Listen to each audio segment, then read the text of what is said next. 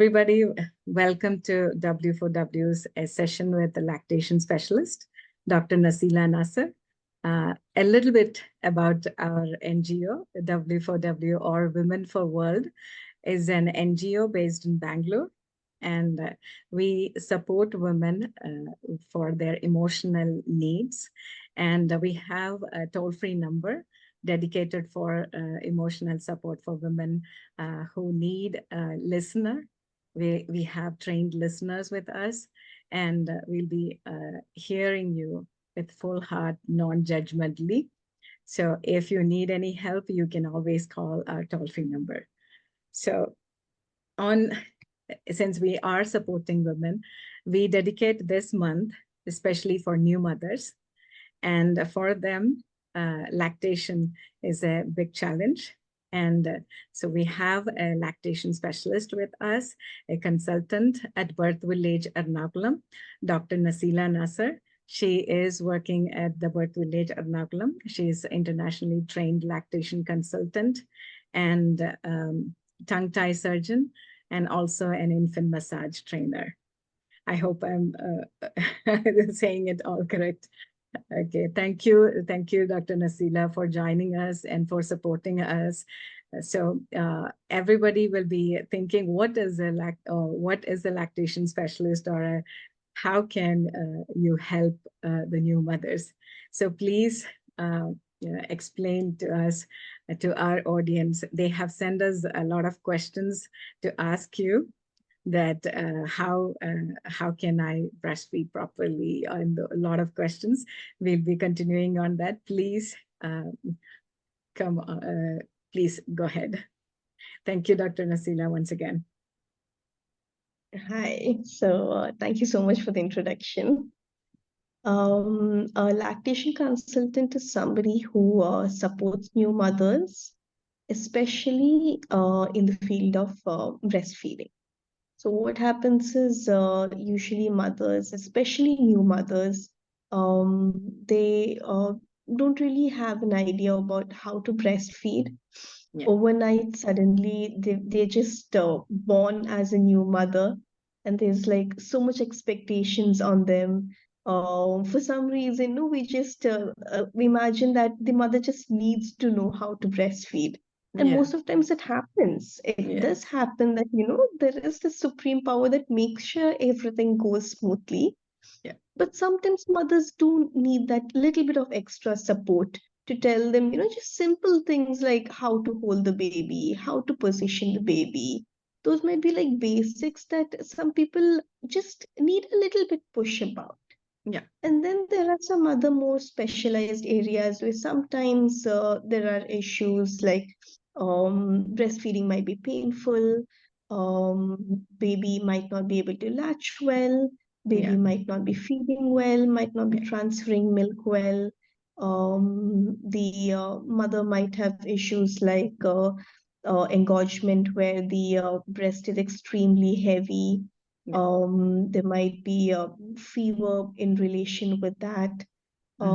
Sometimes we see that babies tend to feed for like very short period, like they feed for like 5 minutes and then they sleep off, and then they again wake up another half an hour, and again they want to feed.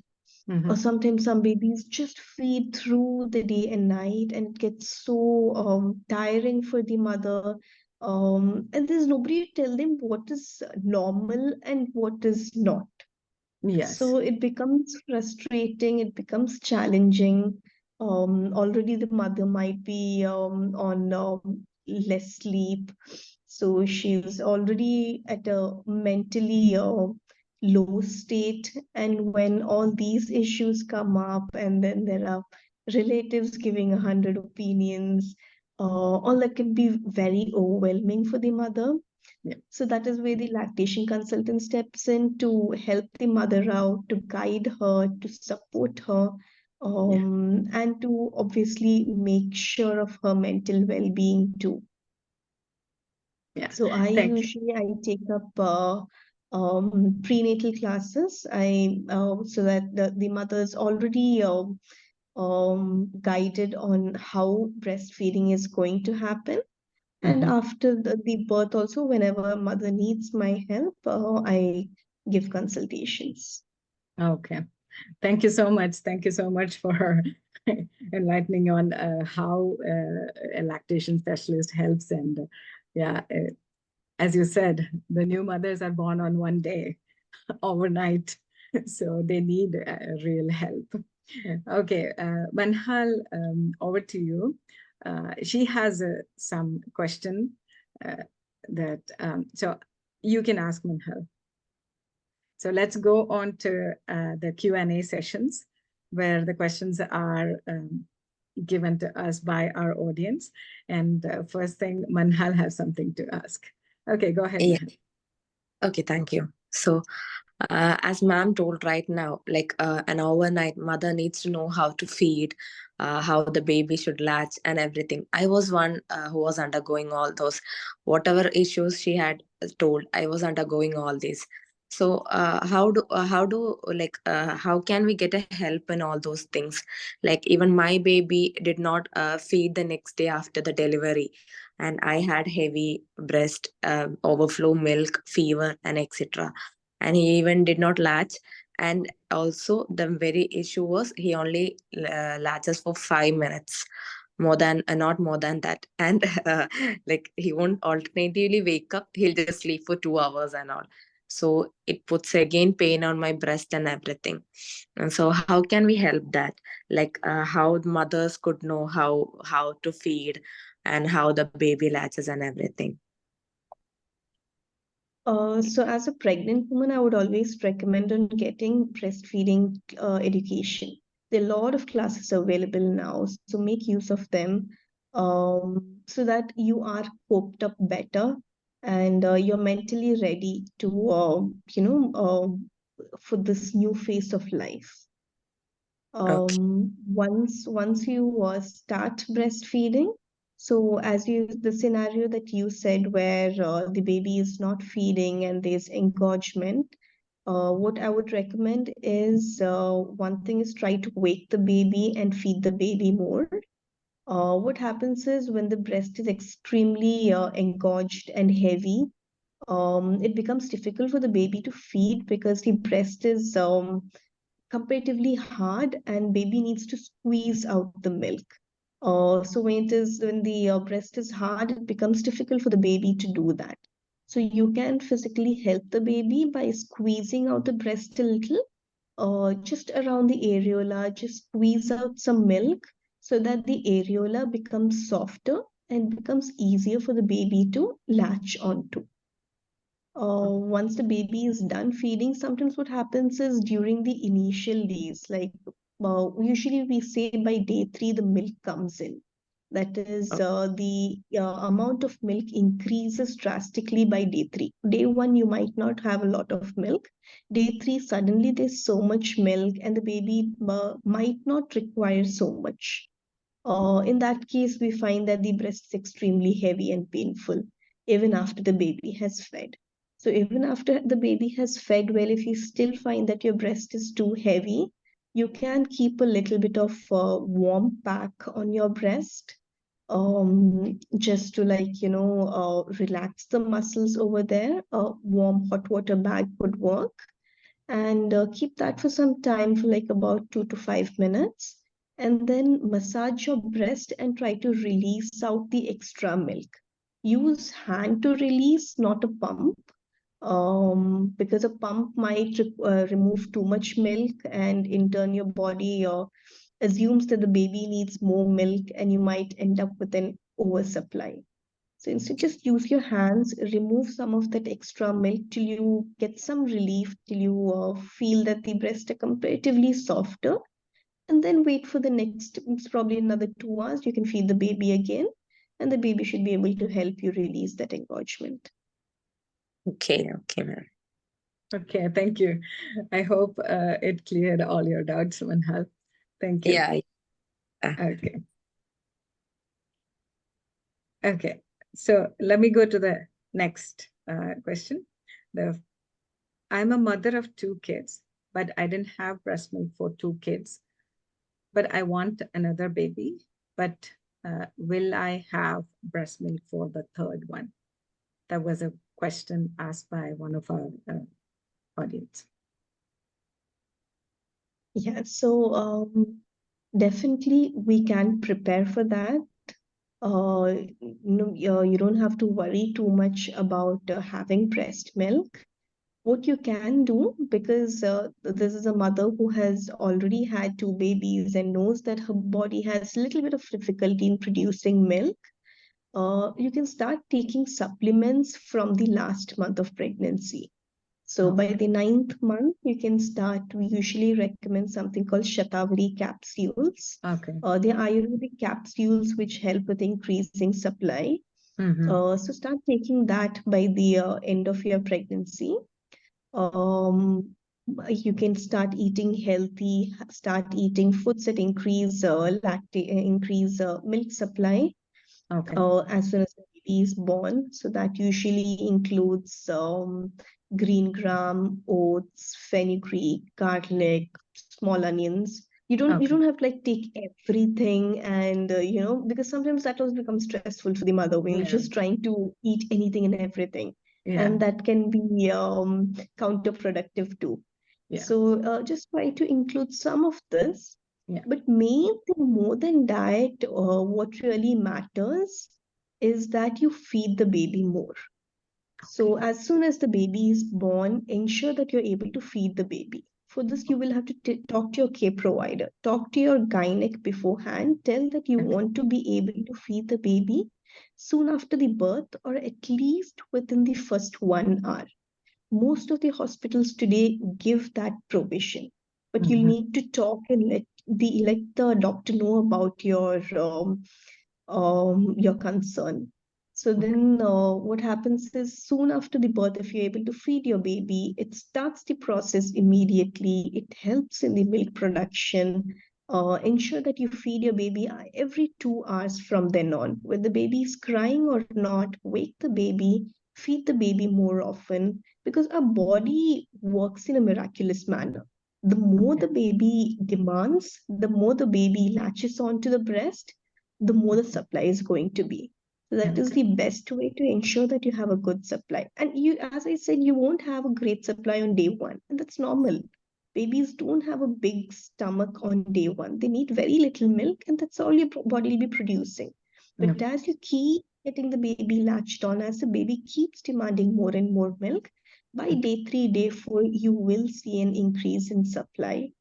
Another thing you can also do is make sure that you're hydrated.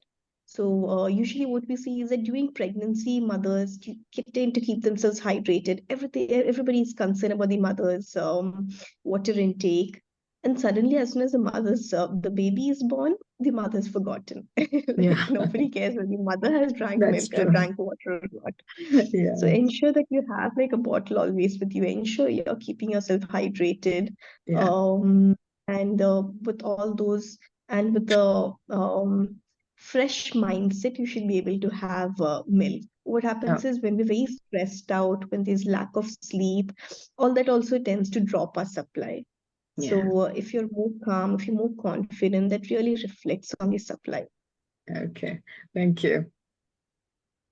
Would you like to go, Manhal, for the next question? Yes. Yeah, second one, you can ask for the second. No, actually, do I need to take a pause? Actually, you told me, right? Oh, yeah, you can take a pause. Okay, go ahead. Thank you for reminding me. Okay, sure. Okay. Okay, doctor, actually, we have another question that is from our parents. My baby does not let go of milk even after 3 hours of breastfeeding. How can we help in this? So it's important to check, why is the baby on the breast for so long? There could be two reasons. One is that the baby is never satisfied. Baby is constantly demanding more milk, and baby is not getting enough. This could either be because the mother has a poor supply and we can work on the supply, Or it could be because the mother has a good supply, but the baby is not able to transfer the milk. So that is usually seen if the baby hasn't latched on well, if the baby is only like nibbling on the nipple and has not taken the entire breast or at least some of the areola into his mouth. It could be seen if the baby has a tongue tie where the baby is not able to function the tongue properly, and because of that, baby is not able to extract the milk properly. So that would need to be assessed and seen as to what is the issue. Another scenario would be where the baby is satisfied. Baby feeds for like say 20-30 minutes. Baby is satisfied, but the baby likes to keep the breast inside his mouth because it gives him comfort. And that's all right. So you might notice that, initially baby is feeding very well. Like you can see a lot of jaw movement, a lot of, you can hear the sounds of the baby swallowing the milk in. But then towards the end of the half an hour, you will find that the baby has almost dozed off. There's like barely any movement. But the moment you try to get the baby off the breast, baby wakes up. So that means that baby just wants that comfort. And if you're too tired and you don't want to lie down with the baby for so long, what you can do is try to give baby some other form of comfort. It could be just holding the baby close in the same position, but slowly getting the breast off. It could be swaddling. Some babies like to be swaddled. Or some baby like to hear to songs, like, if you're just humming any song or any religious, zikr, something of that sort. Some babies like to hear that. Some babies like to be swayed. So if you're just, holding the baby and just moving in a rhythmic manner, or keeping the baby on your lap and slowly, moving your legs, all those rhythmic movements can calm down the baby and give the baby the same form of comfort. And baby might be okay with not having the breast in his mouth for so long. Okay, ma'am. Thank you. Okay, thank you. Okay. So let's move on to the third question. Is fruits like avocado can be given to our 6-month baby as first food? And something related to those questions is food to increase the nutrients in breast milk. That's one concern for most of the mothers. Like, what are the nutrients that they need to take? Yeah. So about introducing first foods, usually at 6 months is when it is recommended to start first food for the baby. And we usually recommend starting with vegetables, because when you start with the fruit, babies tend to have more preference towards sweet items, since fruits are mostly sweet. It's always recommended that you start with vegetables. You can just start with, say, boiled and mashed carrots, potatoes. Whatever you have generally in your diet can be introduced. And then within a few days, you can definitely introduce fruits. So you can start with avocado. Avocado is not a very sweet fruit. So you can definitely, probably by, say, day 3, day 4, you can start with avocados, no issues. I mean, in general, avocado is absolutely safe for the baby as a first food. Okay, thank you.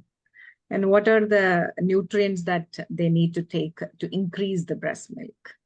That's something related. So in general, I would always recommend sticking to a normal, balanced diet.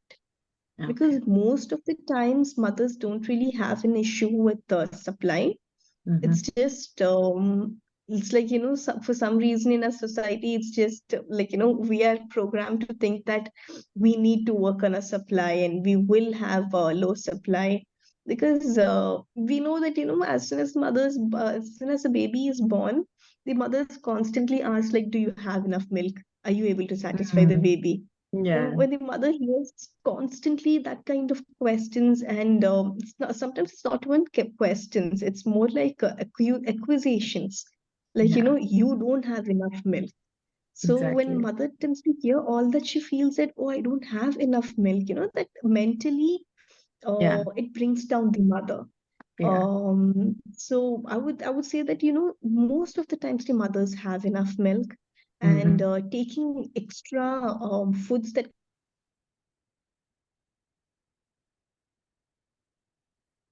increase breast milk, actually mother ends up with too much milk. And that is a more serious issue. Like, there's too much milk, mother's constantly leaking, baby is Oh. not able to take that kind of flow, baby is constantly choking on the milk, baby gets a lot of reflex issues, a lot of vomiting. So try to avoid that kind of food as much as possible. In case you find that you have an decrease in supply and you really need to take foods to increase, those would be normally in a South Indian diet. What we recommend is green gram. Green gram, you can make it however you prepare it at home. Some people like to make kanji out of it. Some people like to make curries out of it, or sabzis out of it. Whatever you like, you can make. You can just have it like plain sprouts also if you enjoy. Fenugreek can be had. Again, fenugreek can be added to your kanji, or you can soak fenugreek overnight and have it in the morning. Some people like to just slightly roast it and make it a powder and add it to their dishes. So any of that can be done. You can have ginger, shallots. All those can be just fried in ghee and added to the rice. Oats is also great. So these are some things that you can include in your diet to increase your supply only if you have a supply issue. Okay. Thank you. So shall we move with the next question? Yeah, sure. Number 4. Okay.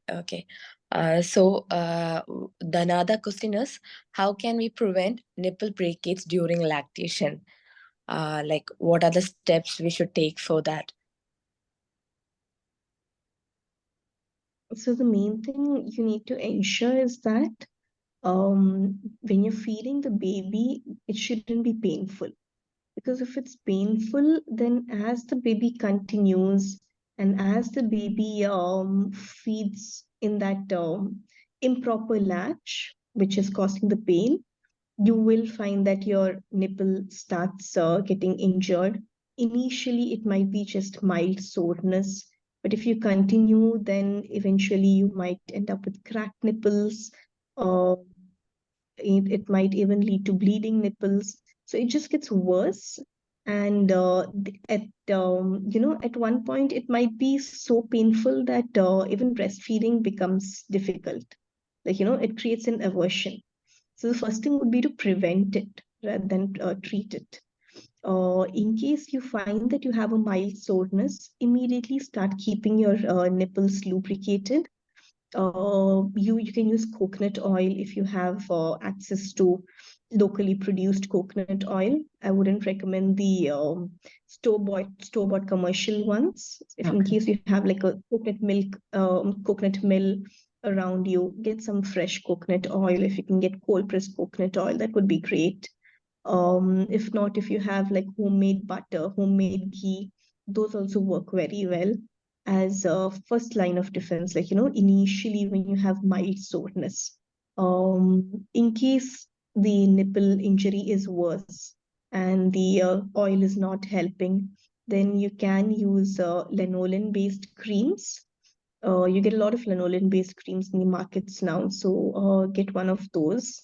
Some of them, it will be written that it's safe for the baby's consumption, which means you don't have to wash it before every feed, and that is convenient. So use something of that sort. Keep applying after every feed. In case it's possible for you, you can even keep your breast open.